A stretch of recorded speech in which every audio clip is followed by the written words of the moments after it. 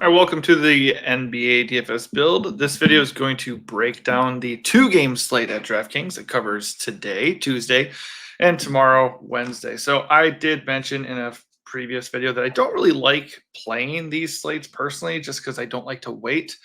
But just in the name of having a two-game slate that we can play and break down, I think that's going to be a little bit more useful for people. If I'm wrong about that and you really enjoy the showdown slates and they provide value for you, please give me some comments below the video and just give me a reminder that that is something you want to see.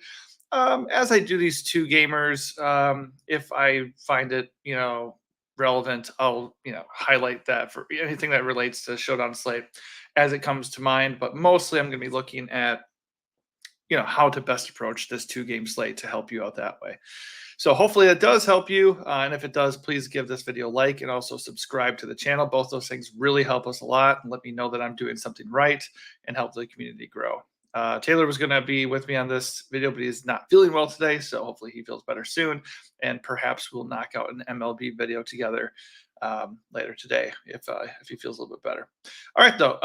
Oh, by the way, this video is sponsored by DFS Hero, lineup optimizer that I use to build lineups. You can get a nice discount, 15% off right now if you use our link in the video description below. Can help you with simply just player projections and ownership at a very base level, but also you can use their sims and all their other cool tools in there. All right, so let's get into it. We got Pacers and Celtics for the first game. The Pacers are 10-point road favorites, or road underdogs, as to be expected because they are the inferior team. Boston has been amazing at home all year, and Indiana is naturally not expected to win the series. So it stands to reason that Boston would get off to a hot start and win the first game. If you look at the first two series in the playoffs, it's exactly what they did. They had blowout wins over Miami and over in their last series too. So they are probably going to do that again, but we still have to look at this game because it does have the best total of the two games at 221.5. It's always good to look at how these teams matched up and fared in the regular season too. Not necessarily a direct indicator of who's going to win this series or how the series is going to go, but it certainly can be. It's definitely been a useful prediction tool for the playoffs this year. And no surprise, Boston won the season series 3-2. All of those games were very, very high scoring, though. There was one game where Boston won and had 155 points, and in every single game, both teams had at least 101 points. The most recent game on January 30th was a Boston win, 129-124. The game before that was a Pacers win, 133-131. So pace of play is just way up in this game. Boston can be very, very good defensively. They do not have Porzingis in there. Obviously, he remains out, but they're still a good defensive team, and they certainly are explosive offensively, and they kind of just sometimes will just play down to the competition and just have a free-for-all and go crazy. So that's certainly a possibility in game one, especially since the Pacers are getting a little big for their britches, and they probably think they're actually going to win the series. They're delusional. They're not going to win the series. Boston's going to win the whole thing, I think. Not that that's a hot take by any means. But anyways, the Pacers could still come in strong. And either way, it's a playoff game. They're going to play the majority of the game unless Boston's up by like 40. And this is the best game environment, so we should have a lot of interest in this game. So starting on the Pacers side, obviously Tyrese Haliburton looks really good. His projection isn't great, just 39 fantasy points. Projection, and looking at how he fared against Boston in general, 41 fantasy points per game over 4 games. That's okay, but worth noting that after he came back from injury during the regular season, he wasn't really that same high upside guy, but he certainly turned it on in the playoffs. He had 2 58-plus fantasy point efforts against the Knicks, and 4 of the games in that Knicks series, it went 7 games, he had over 41 fantasy points, and he honestly probably would have had 40-plus fantasy points in every game in that series if there weren't so many blowouts. So obviously, at 8.4K, he is appealing from a price perspective. We know he has a high ceiling. So he's appealing from that perspective. He's coming in the Apple at 42%, which is decent. An okay 19% boom rating at DFS Hero. I like that he's not going to be very owned. At least right now, he's projecting for 16% ownership. So that's interesting. He's a good price and he has a ceiling, like I said. The only really issue is that Drew Holiday is probably going to be covering him. And Drew Holiday obviously remains a very good defender. So could that lower his ceiling in general a little bit? Yeah, but the best way to attack Boston is to shoot perimeter shots and make them. Obviously, I mean Boston tends to be a little bit stingy inside, and they give up quite a few 3-point attempts. And I think they're 15th in the league in 3-point makes, which is a direct correlation because they want you to shoot threes and they let you shoot threes. So naturally, if they let you shoot a bunch of threes, you're going to hit some at some point. And honestly, both the game twos, they end up losing in both their first two series. They lost those games because those teams shot out of their mind from 3-point range. So most of the time, Boston's defense and the game flow of them just like pulling away anyways is going to keep teams from really, going crazy from 3-point range. But if you're a competent 3-point team, you can certainly take advantage of that and, probably steal a game or two. So Indiana definitely is capable of doing that. And obviously Tyrese Halliburton is one of their biggest threats from long range. So I like it. I like him at the ownership quite a bit and at this price. So he's definitely high up in my player pool.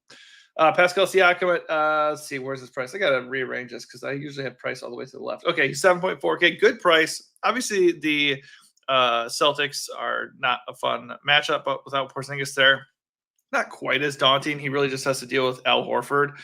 So I think he's totally fine at 7.4K. Comes in the optimal a little bit less than Halliburton. So I just think based off of floor and ceiling and ownership, because he's like basically double the ownership of Halliburton right now, Halliburton is the play for me over Siakam. The price is nice, and obviously Siakam has displayed a ceiling at times in the playoffs, so no issue with using him, but I prefer Halliburton. Somebody who I like much more than Siakam would be Miles Turner. He's coming up in the optimal 74% of the time. He's only 6.5K. His projection is only 3 points fewer than Siakam. He is owned more than him. He's the third highest owned pacer on this slate, but that makes sense. Just he's too cheap for who he's been in the playoffs and what he can do here, especially with the Celtics down one defender down low. He's had 30 plus fantasy points in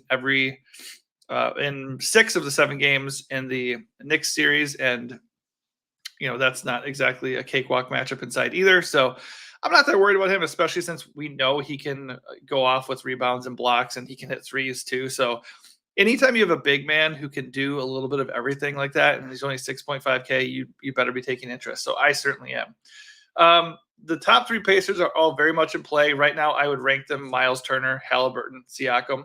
That's the way I would play them. And then you start looking at really, really nice value just because Indiana has run a pretty deep rotation in this series. I mean, when Ben Shepherd is getting minutes and Obi Toppin is getting minutes, you can trust some of their value. TJ McConnell at 4.8K remains good. Aaron Nesmith at 4.7, Andrew Nembhard at 4.6. I'll say the same thing I've been saying forever. They all project the same. They're all priced the same. They're all going to be owned because that's some of the best value on the slate. The problem is which one is going to pop off on a given night. I don't have an answer for that really. I would just go with who is most likely to get the most minutes and just hope that the floor time, equates to, good production. Right now, that's going to be probably picking between Nembhard and Nesmith, just because they're going to be out there for 35 to 38 minutes, even more in a really close game.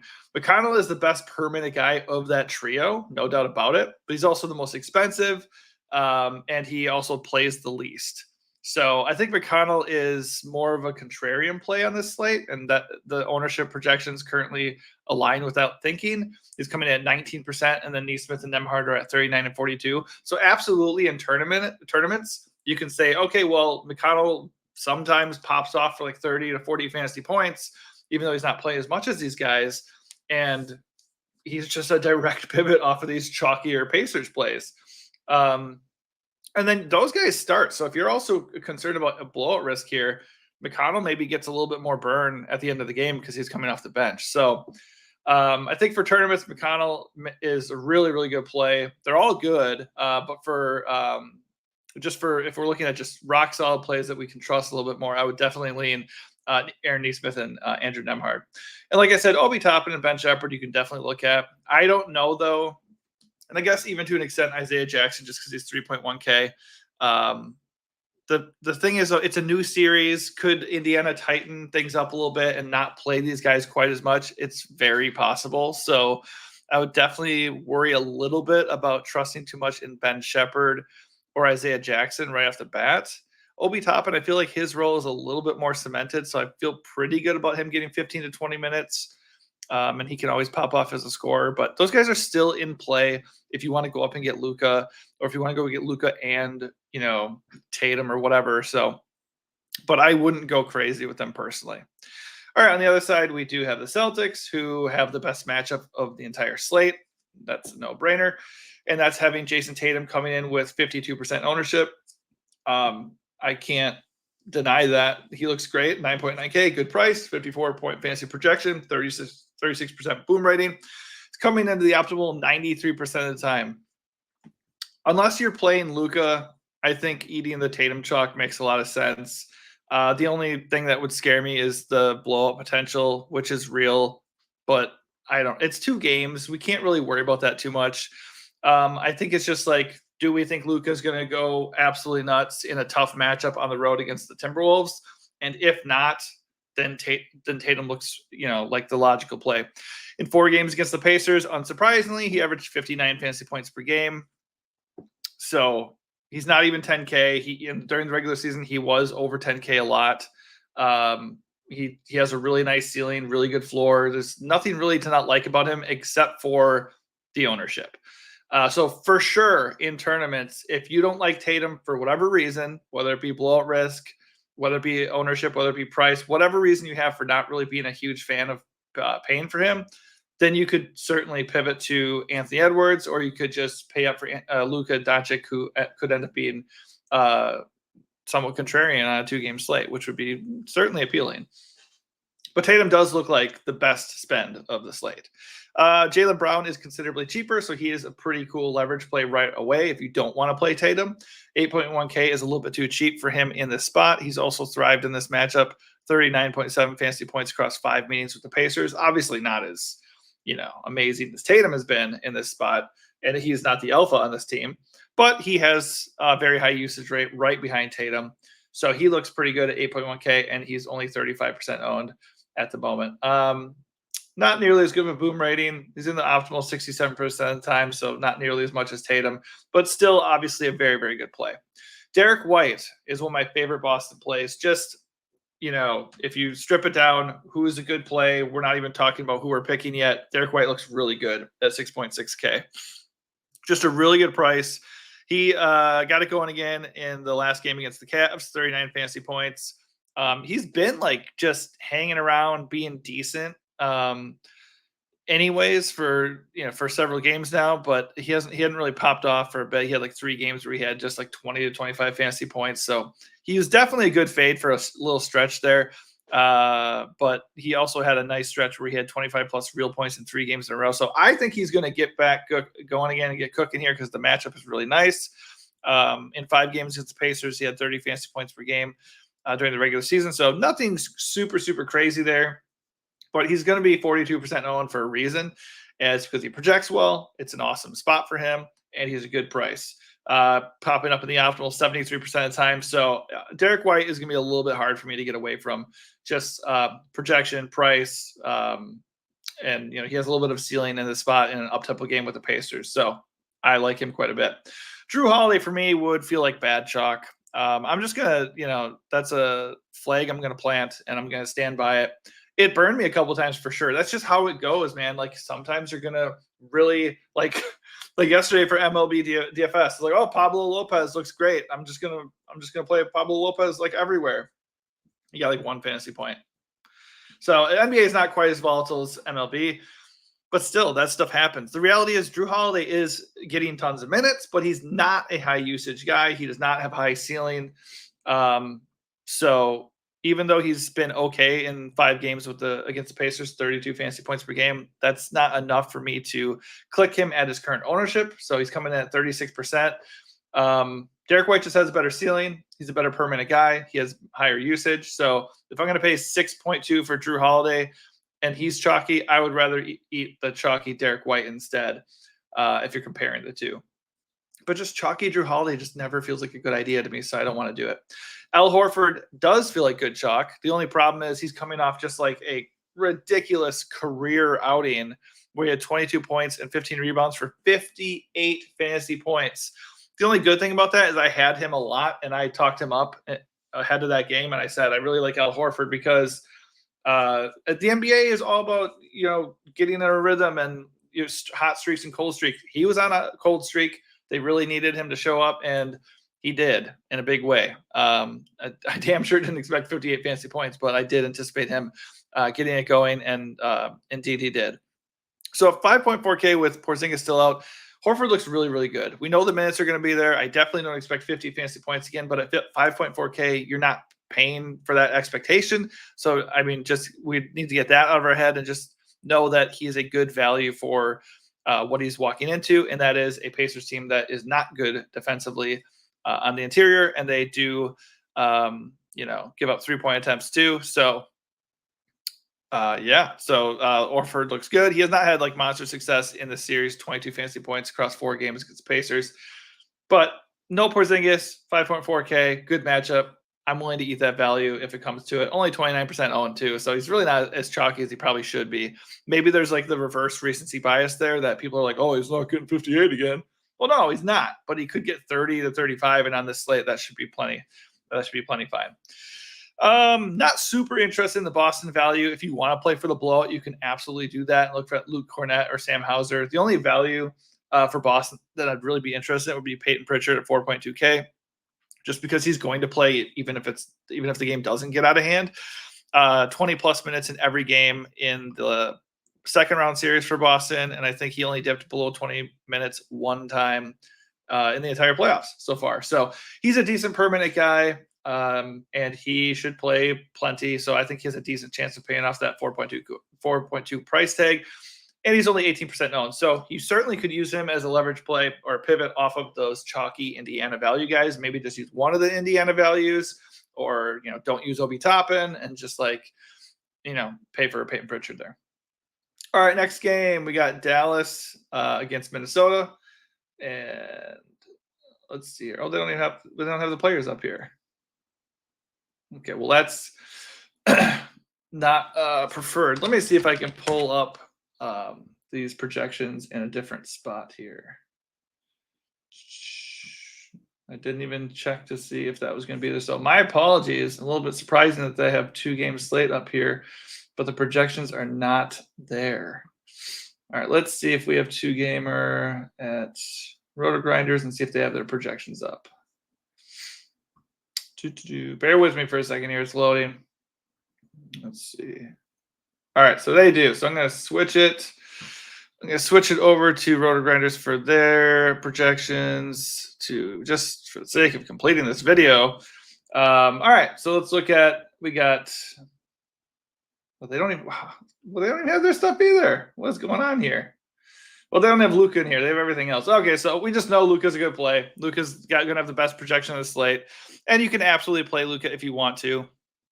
He has 11.2K. And I'm assuming he's not going to be very owned. We don't have ownership here, so I'm just going to talk about the plays in a vacuum based on price and matchup and all that stuff. My bad. I did not expect the projections to not be up when I saw the first game's projections. A little bit surprising. But anyways, so Luka looks really good, 11.2K, especially if he's not going to be owned on a 2-game slate. So I do have interest in him in tournaments if I'm playing a lot of lineups. If I'm playing a single entry, I still have interest in him depending on the ownership. But there's no way around it. Jason Tatum is the best spend up of the slate. Kyrie Irving is really cheap. He's going to be interesting as leverage on Luka if Luka comes in owned. But he has not been good, by the way. He's had 29 or fewer fantasy points in each of his last 3 playoff games. Maybe he gets it going here. I don't know. It's not a good matchup. He's going to have Mike Conley on him in Minnesota in general, especially at home. It's not a good spot. But he's only 8K, and it's Kyrie. I can't imagine him being this quiet for much longer. So I actually do like Kyrie a little bit at that price point. PJ Washington at 6.8. He's getting a little bit expensive for me, and it's obviously not a good spot. He's going up against Cat and Rudy. That doesn't feel great. He came back down to earth a little bit the last 2 games. He did get a double-double 2 games ago still to have 31 fantasy points, but those massive 40-plus point fantasy explosions seem to be a thing of the past. So at 6.8, I don't think I'm going to get there. I think that's a little bit steep. Daniel Gafford at 4.8K. His minutes are going to be like all over the place, whether it be foul trouble or, Derek Lively just playing a little bit better. That's obviously going to be something to be concerned about when you're running up against Rudy and Cat. So I don't love the Dallas centers. And it'll just be the ownership game for me. Yeah, in the last game, he saw his minutes go down because Derek Lively played really, really well in a double-double. He's actually had 2 really good games in a row. So I think I prefer Derek Lively right now, and I'm assuming that's where the ownership will go. But if there's going to be a major discrepancy in their ownership, you certainly can play Gafford and just hope that he has one of his like hyper efficient games and pays off. Derek Jones Jr. at 4.5K remains a good value. 40 minutes in that last game against OKC, 35 fantasy points. He's had 27 plus fantasy points in 3 straight games. He's going to be out there. He's going to get minutes. It's not a good matchup, but 4.5K, you could do a lot worse for value. Tim Hardaway Jr. at 3.3K, only 6 minutes in the last game. He just has not been doing much. He's not only is he not getting a ton of minutes, he's not really doing anything when he's out there. So not super interested in Tim Hardaway Jr. at 3.3K. Obviously, if you're rolling out a ton of lineups, I'd keep him in your player pool just because he is, historically a good, explosive scorer. So there's always a chance that he just comes out for like a 2-3 minute run at first and just like hits every shot and they have to keep him in, right? So between him and Josh Green, I would favor Josh Green. He's getting more minutes. Not like an amazing permanent guy or anything, not super safe, but 3.2K punt. I mean, if you're looking at Josh Green or Ben Shepherd, which one do you feel better about? I mean, Josh Green does more when he's out there, so I think I'd go Josh Green. Probably does it for the Dallas side. Yeah, nobody else really stands out for me.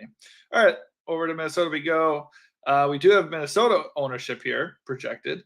So obviously up top, Anthony Edwards. That's not going to shock anybody. He didn't actually like go nuts against Dallas during the regular season. 44 fantasy points per game. I think it was across 4 meetings. Let me double check. Yeah, 4 meetings. So that's fine, but for the price, that's not really what you're paying for. 9.5K is a little bit pricey. He's going to be less owned than Jason Tatum, though. So again, if you don't want to eat a chalky Jason Tatum, you can save $400 and go get Anthony Edwards, who could end up being about half the ownership. That's appealing to me, but not necessarily a must. Obviously, Tatum just is the better play. It just would be an ownership play. Not to say Edwards doesn't have a good projection. He's coming with a 50 fantasy point projection. That's pretty appealing for sure. I think between him and Cat, I would prefer Cat though, just because boy, did Cat exhibit a nice ceiling in the last game, 47 fantasy points, despite having foul trouble with 5 fouls. He still played 39 minutes, but he did miss a good chunk of the fourth quarter. And I had him and he was low owned, and I had a chance to do something. If Dallas could have, or if Denver could have kept that game close, I had low owned Jamal Murray. I had low owned Cat. Man, it could have been fun, and alas, it was not. But he looks good at 7.3K. 38 fantasy points across 4 games against Dallas. It's not really a scary matchup for him whatsoever. It's certainly going to be a lot softer than it was going toe-to-toe with Jokic. So I think he looks really good at 7.3. Solid 41-point fantasy projection. Only issue is he's going to be owned. So the same thing I say every time I talk about Minnesota is Rudy Gobert kind of gets you similar projection. He's got a safer floor, and he can match Cat's ceiling. He didn't really do that in the previous game, but again, facing Jokic. So I think he gets a matchup upgrade for sure in this series. So I like Gobert a lot at 6.4K. He's a borderline core play for me just because like he and Miles Turner feel really, really good at these prices. Solid projection. He's not like mega owned at 36%. I mean, compare him to Cat, I really would go Rudy over Cat for sure. Like Cat is not bad chalk because Cat does have a nice ceiling and he's really nicely priced. I just think you're saving $900 for salary and you're getting probably the same output in my opinion. So I like him a lot. Mike Conley continues to just be a guy. He's going to play a good amount. Obviously, it's the playoffs, so he can get like 30 fantasy points. He doesn't have much of a ceiling, but they're not like pricing him out. 5.6 is a fine price for a guy who's going to push for like 35, 38 minutes in a close game and will be somewhat productive. He's not a bad play. He's just not a high ceiling play. So because he doesn't have a crazy projection or anything, it's going to keep his ownership low. So that does actually make him a little bit interesting for tournaments as far as ownership goes. He's not interesting as far as ceiling goes, though. So he's certainly not a priority for me. But if you land Mike Conley with like 22% ownership to close out the slate, that's okay. Like, I don't have a problem with that. I'm not going to run away from Mike Conley just because he's not going to get me 50 fantasy points, you know? So yeah, he's fine, just not a priority. Jaden McDaniels, what the fuck? Like, seriously, no. Once I get on Jaden McDaniels again, guaranteed he's going to shoot 0 for 7. Guaranteed. Because going into the most recent game, I was like, okay, and Jaden McDaniels was coming in chalky, of course, because he busted 21 points the previous game. I said, there's no way Jaden McDaniels is going to score 21 points again. There's no way he's going to be that efficient again. He scored 23. So Jaden McDaniels made me look like an idiot. Super excited about that. Okay. Here's the deal. It's a better matchup for Jaden McDaniels. He's obviously on fire right now. He's only 4.8K. If he can avoid foul trouble, he's going to play like 38 minutes. All of that looks good. And he's not even owned. 18% ownership. So, yes, in theory, you can play Jaden McDaniels. He looks great. So he's going to suck. That's just so annoying. It just really is. That was that really held me back in my showdown slate with the Mavs the other day.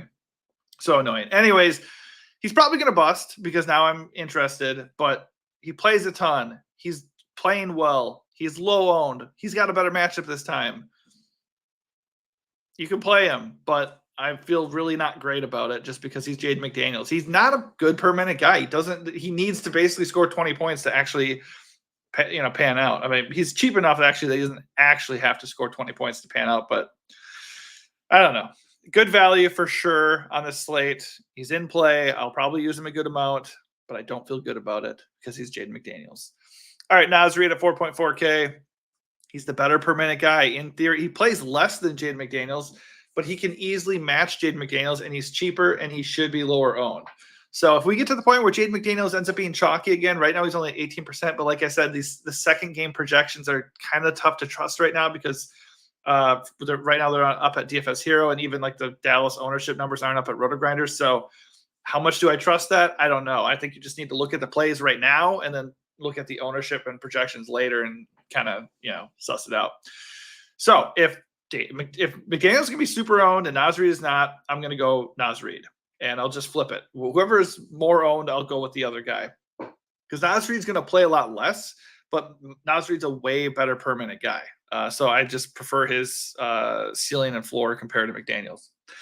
Nickeil Alexander-Walker, his role has diminished. He popped off like crazy in 39 minutes when Conley missed 3 games ago. But since Conley returned, he's had 17 minutes. And his last game, he had 1.5 fantasy points. So I don't think we can trust him. I think he's viable. Like, he needs to be in your player pool because he's going to play about 17 minutes. Then he can always explode as a scorer. But I'm not super interested in him just because if he's not making any shots, he's not going to do a lot. Kyle Anderson doesn't look to have much of a role with a healthy Conley there either. So I'm not really looking at him or Monty Morris or anybody else for Minnesota. All right, so that really does it. Sorry for that little hiccup there with the projections. I didn't look ahead at the second game because honestly, I came in thinking I was just going to do a showdown slate, and then the first thing that popped up at DFS Hero was the 2-game slate. So I was like, let's just do a 2-gamer, and hopefully that helps people out a little bit more. And obviously, if you prefer a showdown slate or you want that in addition to, or add it on, feel free to leave a comment, and then I'll try to adjust as time permits and hopefully help you out. But as this slate stands, I don't mind eating that Tatum chalk. There's a lot of good value to be had with the Pacers guys and some Minnesota guys, even some Dallas guys. So a lot of good value. So you can definitely go get Tatum and then maybe go find a second stud and try to just get a little bit leverage when it comes to the ownership with the second guy. So I don't know the ownership yet on Dallas. But if Luka is going to be low owned, Luka is certainly somebody that I'm going to be very interested in on a 2-game slate. And then obviously Anthony Edwards is very much in play too. But this mid-range looks really, really good. Rudy, Miles, Jalen, Siakam, maybe even Kyrie. I mean, these are just really good players. Cat, obviously, who's chalk. Derek White. So a lot of guys I like here. And if you want to go kind of more mid-range, but with Tatum as your stud and just a couple of these value guys, that could be the way to go. Let's see. What is there? Oh, we had a DFS hero. What we're looking at when I ran it earlier. They were very Pacers, Mavs heavy because these guys aren't projected in yet. All right, that's going to do it for me. Hopefully we can get those projections updated soon, and you can have a clearer picture of how you want to approach this 2-game slate. But yeah, thanks for watching, and if this helps you at all, give this video a like and consider subscribing to the channel. Good luck.